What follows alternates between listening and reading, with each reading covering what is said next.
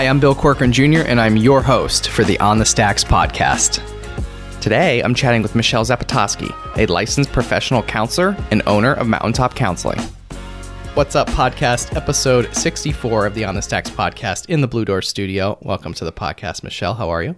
I'm great, Bill. How are you? I'm really good. I'm really excited you're here because I think it's so important. Mental health is such an important topic, and I think a lot of people are afraid to talk about it. Yeah, absolutely. And I'm glad you're here so we can shed a little light on it and help educate some people. So, why don't we start with a little bit on your background and then kind of how, what led you into the counseling field? So for me, like many people, I didn't know that this is what I wanted to do. It wasn't like a lifelong goal or anything like that.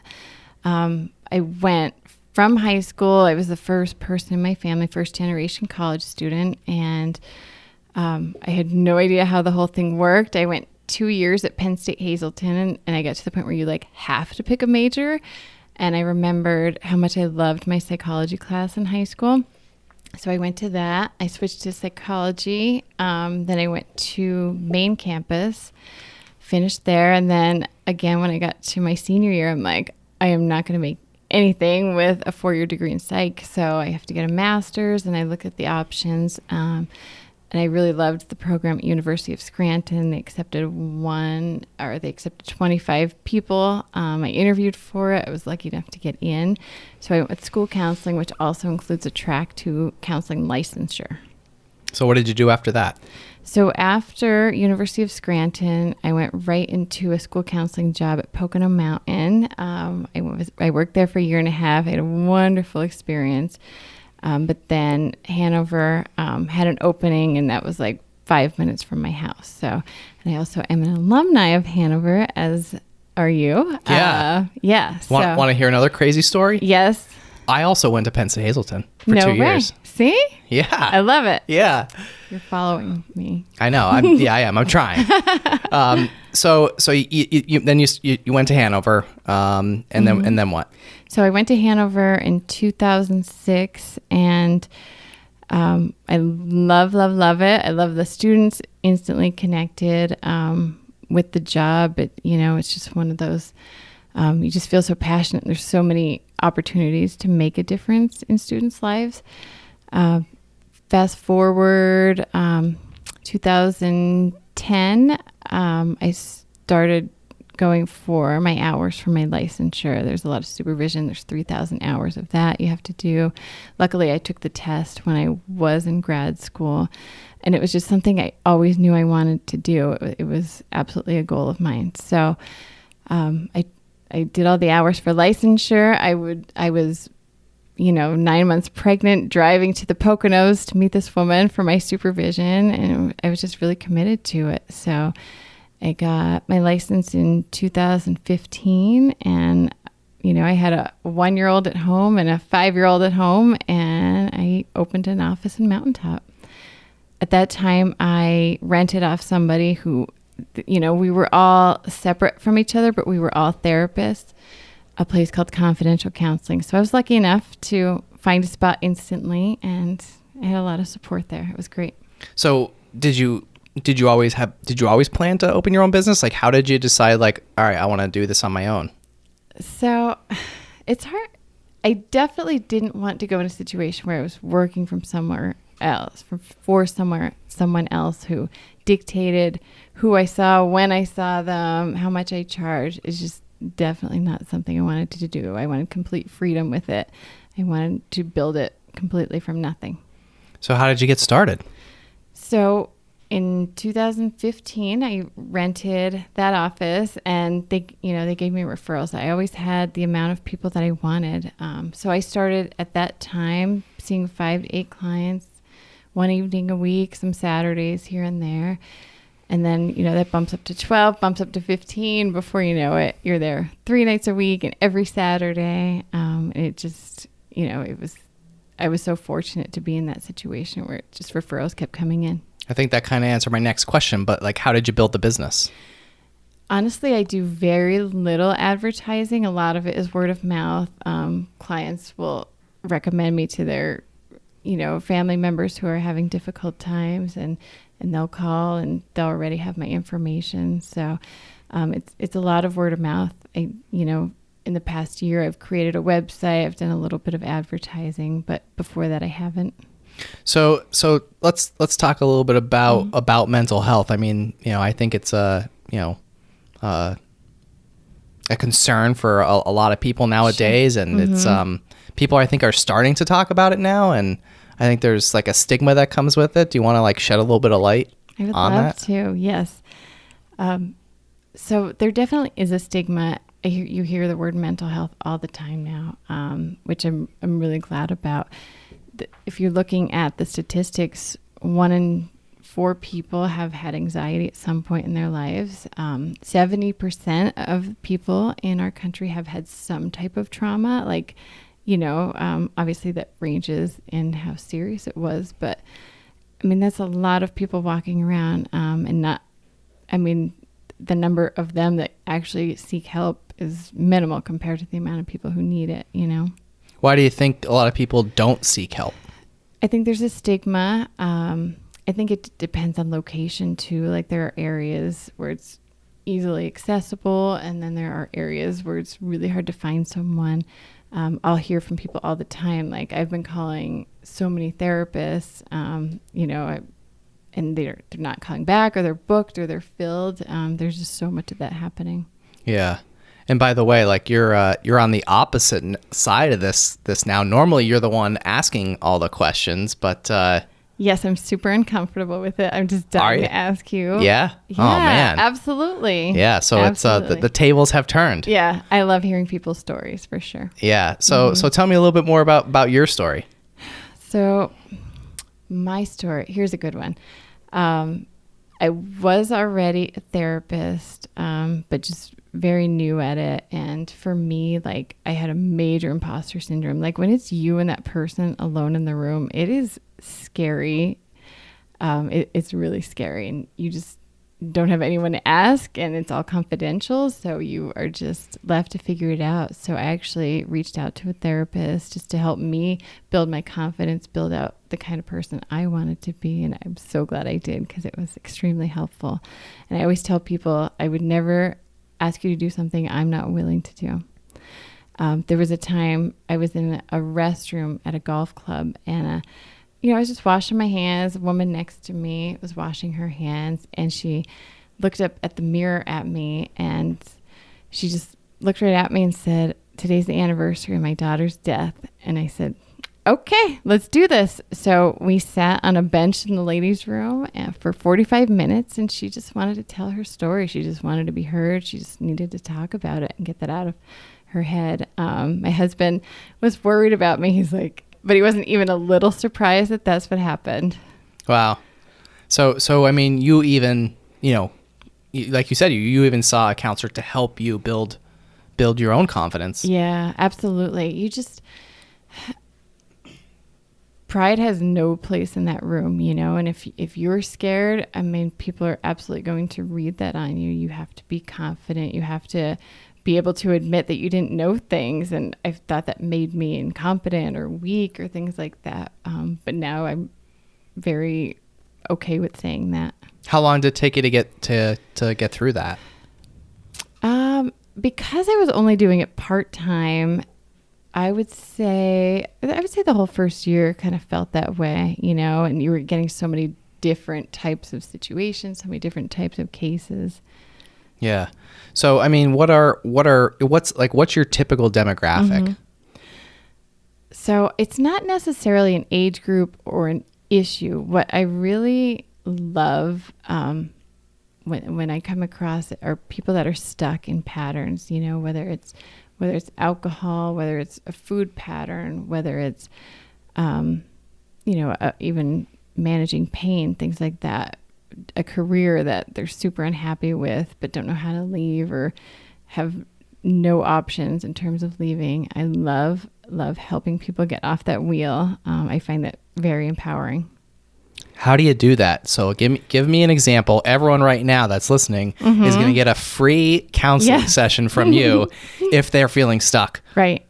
So a lot of what I like to do is an approach called ACT therapy. And what ACT is, it really helps you define your values. You do a lot of exercises to define those values and what's important to you. And then you look at behaviors that take you away from your values, like working at a job that I'm really unhappy with, coming home and drinking 2 beers as soon as I walk in the door, which people do, just to cope with the stress of the day. And you really show them like their behaviors, and then you list behaviors that take them towards their values, spending time with my family, looking at other jobs, writing resumes, things like that, help them with that. So a lot of visualization, a lot of consistency, a lot of really showing them that they are not stuck and we all have a say in the way our lives turn out. I know you can't mention any names, obviously, but do you have any good success stories that you can share of someone that you really felt like you helped? I get this client who comes in just, dealing with a car accident, something like that, and the pain that went with it. And there's a lot of surgeries that also come along with that, and just dealing with the emotional side of that pain and all the surgeries and all the fear and always healing. There'd be days she could walk in my office, and there'd be days she had to wheel in the office, and it went like that for a while. And as we went along, she came in one day and was like, I need to tell you about the abuse I endured when I was younger. And then it just opened up this whole can of worms. It was like she needed to know she could trust me, and she never told that story to anybody. And there, therapy is so much more effective when she lets that out. So, and things like that happen often. Yeah. It's like they're feeling you out to see if they could trust you. Yeah. And then like the weight of the world is absolutely off your shoulders. Absolutely. Yeah. So what are some of the counseling look like? What do you see? Like what types of clients do you see? I see a decent amount of adolescents. I see men, women. I really am not too particular. One time I had a woman, what's really popular right now, I would say, are people kind of interviewing their therapist to see if they want to meet with this person, which I love. I encourage that. You do consultations on the phone just to see if you're a good fit. It certainly helps them feel more comfortable, and it helps them get to the person they want to be with. So I had a woman call me, and within the first couple minutes, she said, if you're going to tell me to go home and do yoga and meditate, don't waste my time. And I said, can you meet Wednesdays? Because I love sassy people. I absolutely love it. I love people that have fight in them. I love people who are extremely honest. What do you find as the most fulfilling part of your job? The most fulfilling is there's a saying that when you get inside their head, you've done your job. So what I'll hear when I hear the phrase, I was thinking of what you would tell me to do when I was in the situation, and I was able to make a different decision. And that's when you're like, okay, we got it. We're definitely moving. So I know you probably hear a lot of, difficult and sad stories. How do you hear that stuff like all day long, right? All day. Like, how do you, at the end of the day, how do you then, deal with that? Like, how are you? So I'm the kind of person who absolutely wakes up with fire in their lungs. Like, I just can't wait to tackle each day. I have a really great self-care plan of exercise, meditation, for me, prayer. I eat really healthy. I spend a lot of time with friends and family.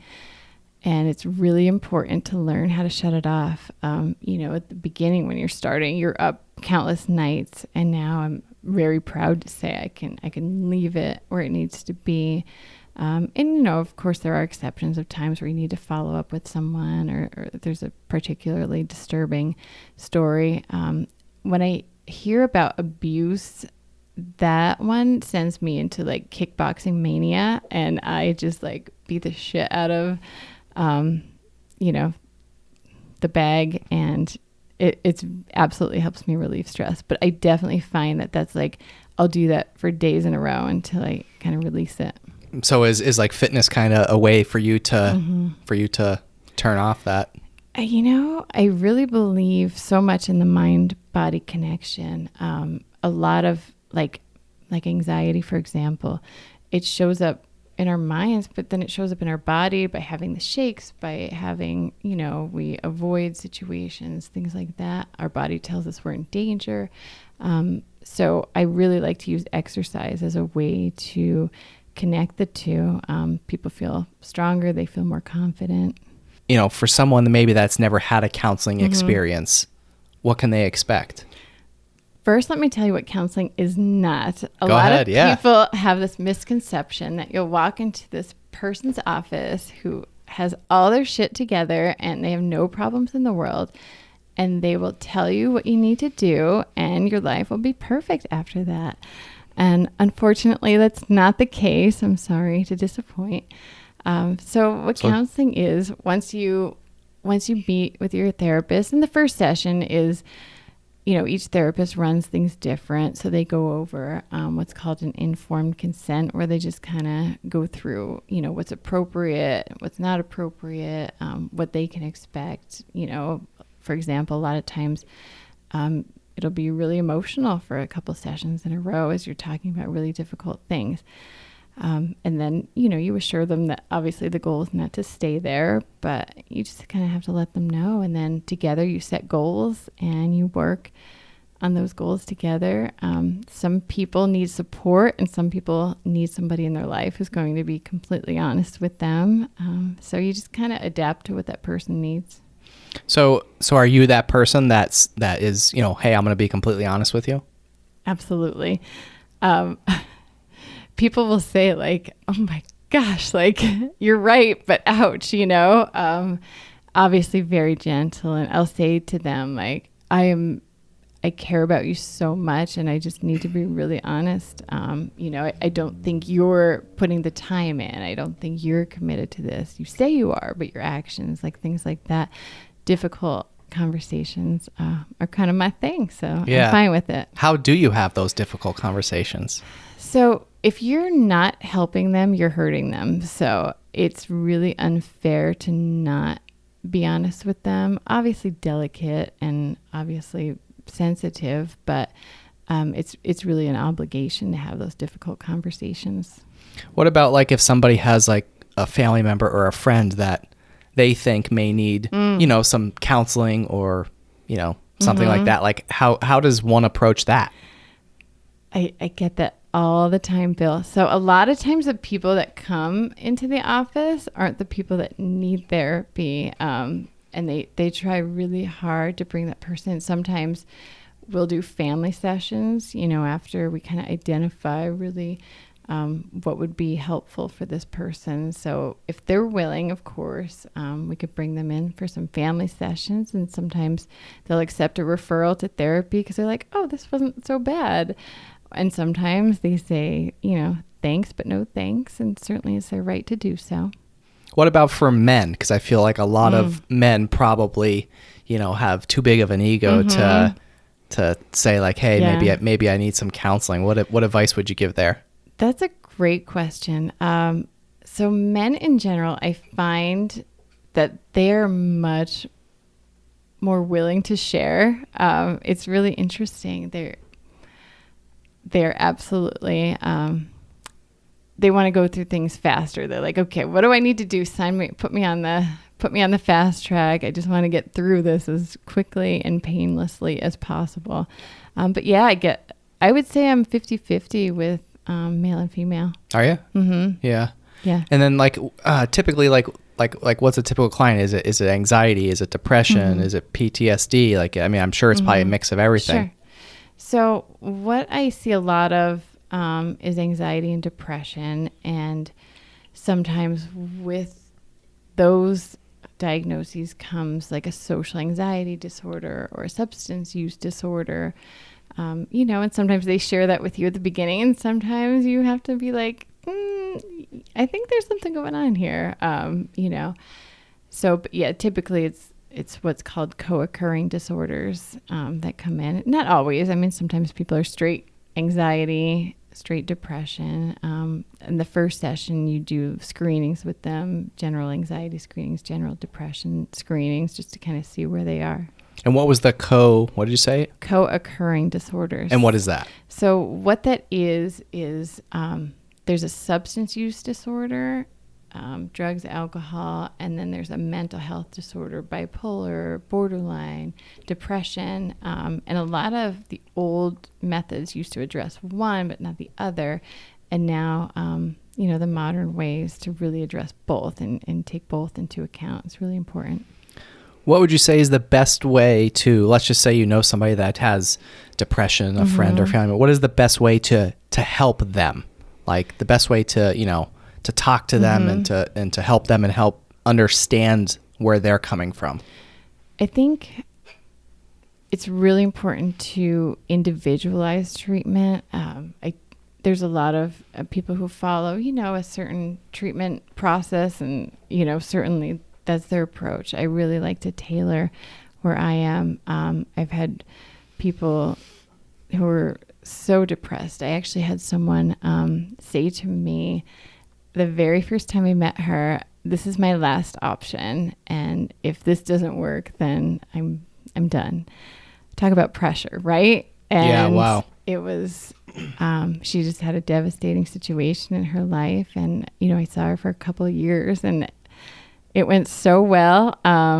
It was amazing. And now every once in a while, she'll just reach out. Just want to let you know, things are going good. And these are the updates. And it's a beautiful thing.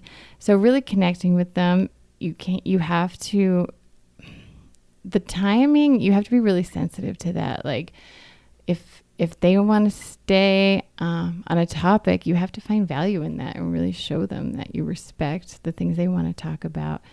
Obviously, introducing our own agenda and what we think will help is important as well. But mutual respect, unconditional positive regard is huge. People just want you to like them and support them and see them, What is that? Can you explain that and expand on that? Unconditional positive regard is it no matter what they do in their lives, you are on their side, you are committed to their treatment, and you really look at them in the best light possible. You see them at their potential. You really try to help them get there, and you're really fighting for them. And what about, last year in 2020 with, with COVID and everything, obviously, I'm sure that's probably affected your business, obviously, because you probably mostly, if I'm right, you probably mostly did in-person stuff, and then you maybe had to transition to virtual. So do you do both? And what do you see the trends now? Oh my gosh. So COVID was, well, first let me also say it was a wake-up call for me. I was working way too much. And with 2 kids at home, it wasn't fair. I was missing things and I was compromising in my mind about those things. But I knew it bothered me. And for me, COVID was a way to put a pause and reassess everything that I'm doing, reassess my schedule. I was watching this interview with Alicia Keys at the very beginning of COVID, and she said, if you do not use this time to get right with yourself, you're never going to. And I was like, you know what? You're right. I need to walk what I talk. So I absolutely reprioritized my life. And then, with the kids at home and doing their schooling, I had to go completely from in-person only to completely online and all the paperwork and figure that out and figure out how to meet with them while being HIPAA compliant and how to give them access if they don't have it. And I mean, there was a lot of trial and error for me. It was very stressful, but at the same time, everybody was stressed. So you just can't feel sorry for yourself. Everybody's figuring something out, So I went from, part-time to my caseload grew by 270% over the first couple months. So I'm actually on a leave from my school counselor job with the intention to go back in the fall. but I'm on an FMLA leave right now, and I'm working at night. I'm with the kids all day, and I'm a kindergarten teacher in 5th grade, and I'm there with them, and I'm so thankful every day that I made that choice. So how did you get yourself back on the right track? You mentioned like it was kind of like a point for you to realize like, hey, I need to do something about myself. I think part of it was seeing how the kids enjoyed me being home. Like, I was working 6 days a week, and 3 of those nights were 15-hour days. So I was seeing them in the morning and then at bedtime, and I worked every Saturday. So then on Sundays, I'd be exhausted. I'd be cleaning, getting things ready for the week. So just, we did a lot of things together, but I would say I was 3/4 in it. I was always pulled in a million directions. So when COVID happened and we were home together all the time, and they were thriving, and we were laughing, we were playing games and watching movies, like, I will never take this for granted again, because I really feel like that's what I did. So you shifted to basically all virtual. Yes. What is the virtual therapy like? Oh, you know what? I never wanted to do it. There's a lot of therapists that do virtual only, and it's just not something I wanted to do. Why not? I just felt like you lose a lot of the personal touch, the ability to hand them a piece of paper if you take notes and you want them to remember, the ability to hand them a tissue when they're sitting in front of you crying. And especially during COVID, I mean, people were very isolated. I felt very disconnected. In my mind, I thought that would be a thing. But then, everybody transitioned over to virtual. I tried a couple different platforms, and they were very patient. At the beginning, you didn't know. And now it's like everybody logs on at their time, and you just get to it. You refresh what you talked about at the last session, and then you just get to work. It's like you don't even skip a beat. There are people who are asking me when I'm going to in-person. There are those that really want to get out of their house. I would say that's mostly adolescents that are virtual school right now. They definitely want to be back in person. So I'm looking to do that in June, most likely. What, during the pandemic, I mean, it's still going on, I guess. Mm-hmm. What did you... For sure. Yeah. What did you see most of from your clients? Was it depression because of everyone being cooped up at home? Was it something else? So I would say if I had to pick a pattern, it was people who had some type of anxiety or some type of depression, and this just completely exacerbated it, and they didn't necessarily have the coping skills they needed, or if their coping skills were being social or going to work or working out and things like that, they lost all of their options for that. And then what I saw a lot of was alcohol use, or overuse, I should say, just to kind of get through it. Wow. Mm-hmm. What's your goal with this whole thing? Like, what's your long-term goal? Ooh, I love that question. Okay. Long-term goal is to help as many people as I possibly can and give them really great care. Ideally, I would love to expand. I actually picked up 2 independent contractors because I've filled, and I'm filled it for at least a few months. So I just picked up a few people who can kind of take some of the clients who need to get in. And we're going, there's always red tape. So we're getting them through the credentialing process right now. But I'm really excited about that. But I really feel like the sky's the limit. There are people who need help. I want to spread the word as much as humanly possible. So do you have any good statistics or facts that might be worth sharing about mental health in general? So 25% of people have some type of anxiety in their life. 70%, like I said, have some type of trauma in their life. That's all I got right off the top of my head. So tell me a little bit about the anxiety, and then we'll go depression. Okay. So what is it? So anxiety is a little fear that creeps in for people. For some it's public speaking. I absolutely had that one when I was younger. So let's say you're afraid of public speaking, and it just grows and grows, and you become more afraid of it as time goes on. The more you think about it, it just becomes so much bigger in your mind that it really is, and you become terrified of it, to the point where, I mean, me personally, I could sit on a beach in the middle of July, and if I thought about public speaking, I could start having anxiety about it. You know what I mean? So that's a good analogy. How did you overcome that? I worked really hard at it, honestly. I took speaking positions at school. I took speaking positions at church. I just wanted to face it. I mean, that's certainly my approach in general to life. Like, if I'm afraid of it, I just want to overcome it. How did you get started, though?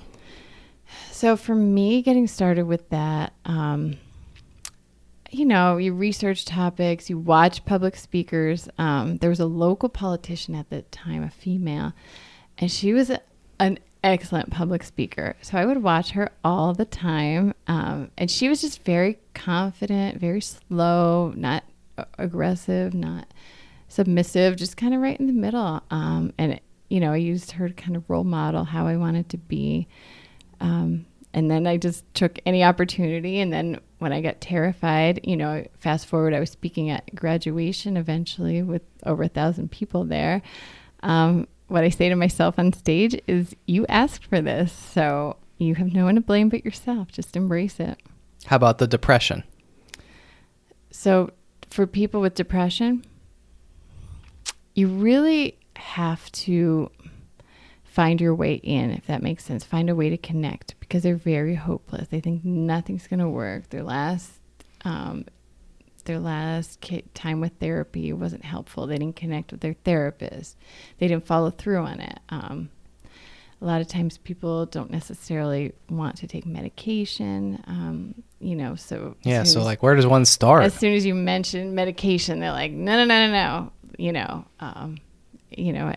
My uncle took that and he was a zombie. I hear that one a lot. So it's, a lot of it is about educating them in terms of like true depression, where people they're completely hopeless.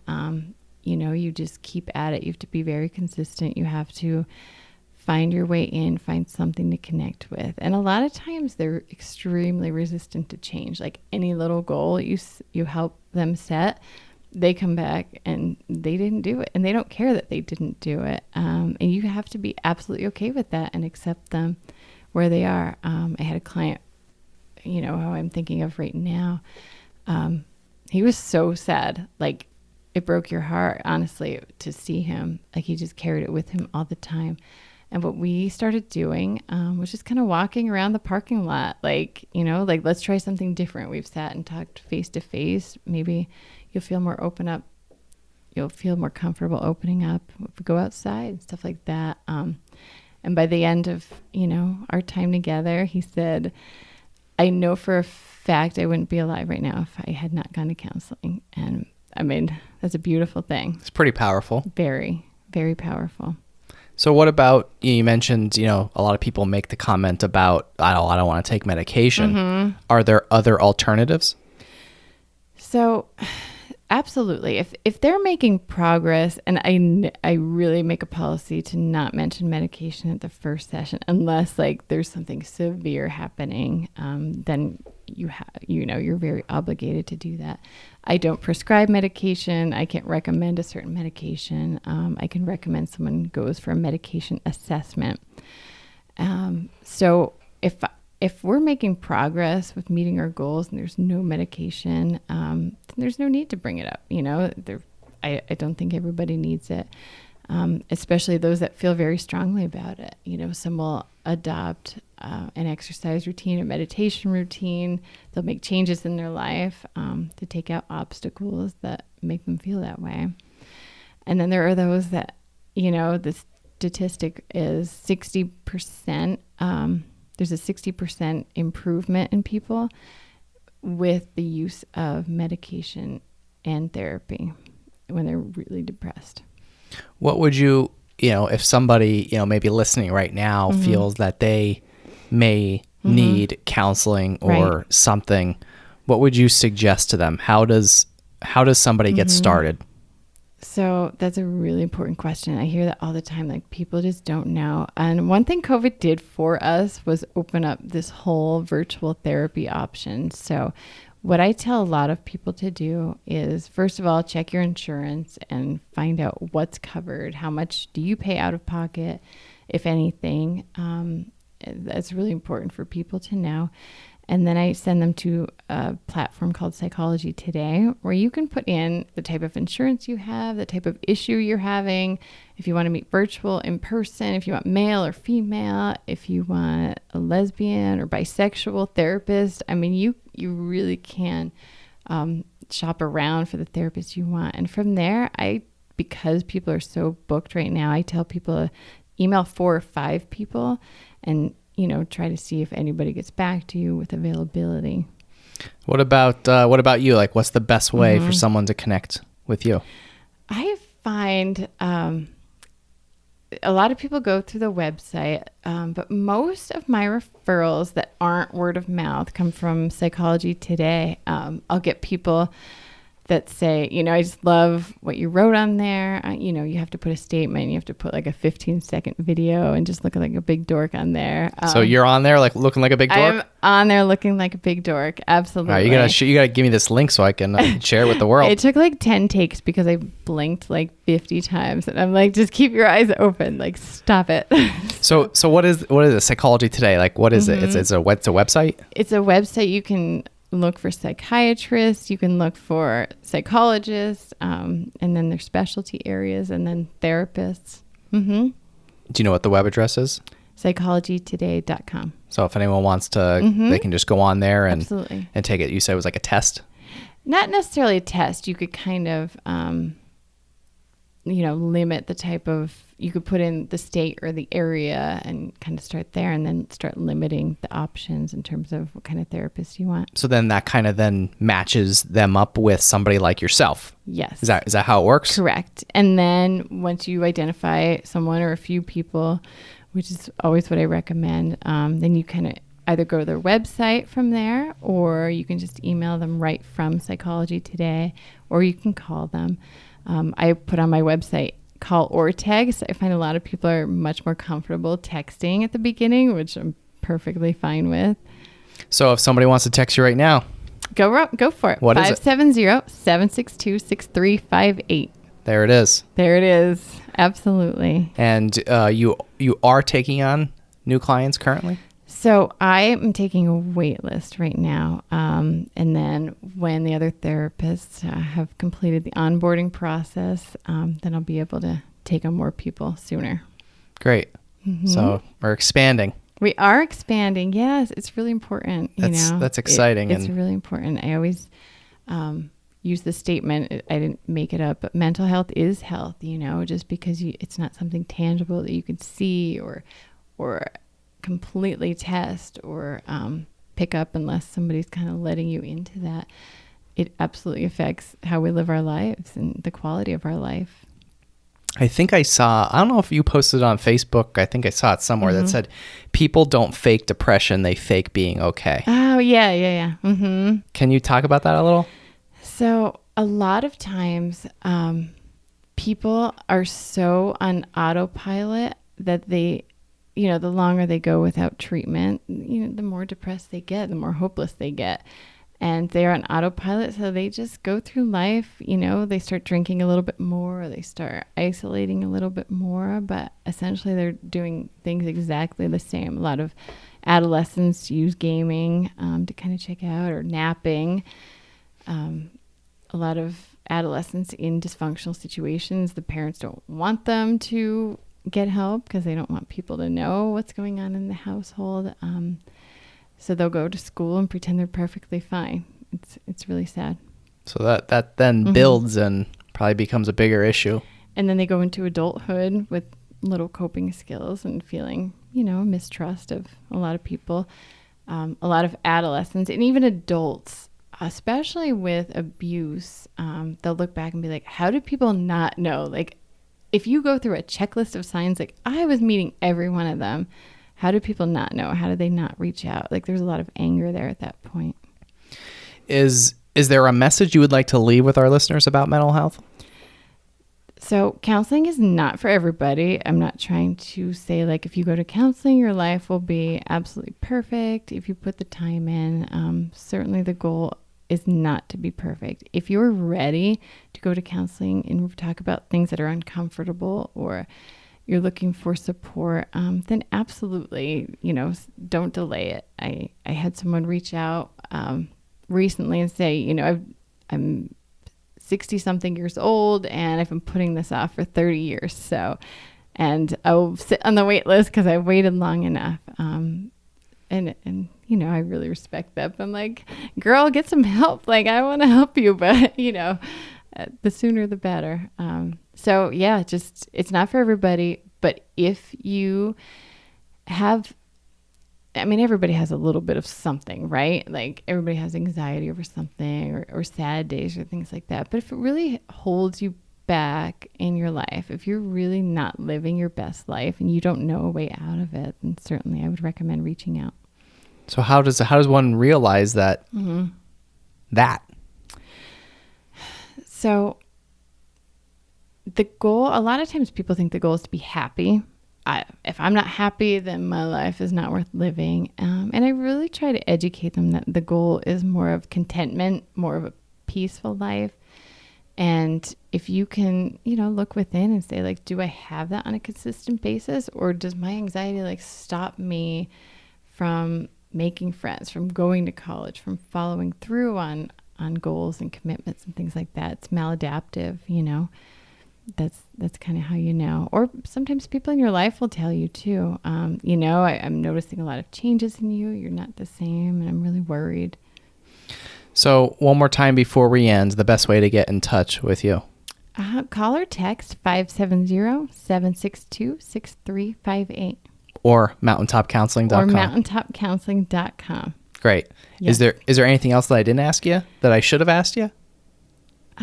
Okay. Let me think about that. That you should have asked. How about, here's a good. So a lot of times people think you're going to take their memory away for them and help them forget something traumatic that happened. And that's a common misconception. I don't want to feel any pain, and this process is going to help me do that. So just an easy example, if I ask you, Bill, what did you have for breakfast this morning? I had some sort of kind bar or something. I forget what it was. Okay. Now concentrate really hard and forget that memory. Can't do it. Right. So if something so small and simple like that, you can't forget. You're not going to forget a major traumatic event or turning point in your life. And the goal is to make peace with that and neutralize some of those strong emotions that come with that pain. That's good. Mm-hmm. What else? Anything else? What else? So, and be open-minded too. Great example. I do this technique called tapping, and tapping is where you teach clients how to use meridian points in their body to relieve anxiety, to work through trauma.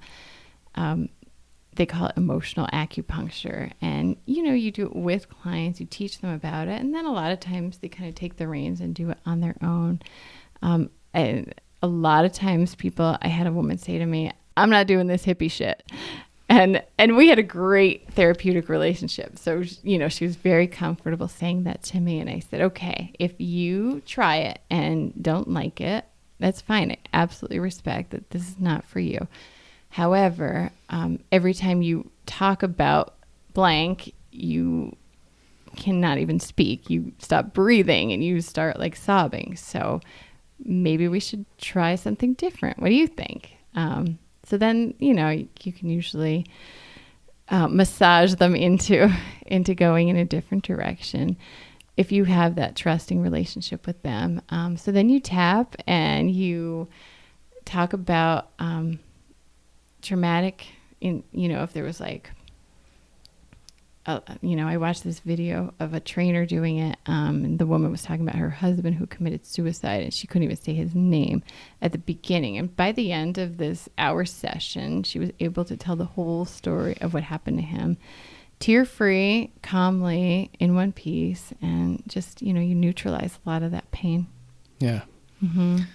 Well, I really appreciate you coming on today and sharing some of your knowledge and shedding some light on what I think is a really, really important thing going on right now with mental health. So I appreciate that so much. And I also want to say I love the show. I've been listening to some episodes. I really love what you're doing for local businesses. And I think that's really valuable. And the other thing is, any opportunity to talk about mental health and spread the word and educate people, I am in. So thank you.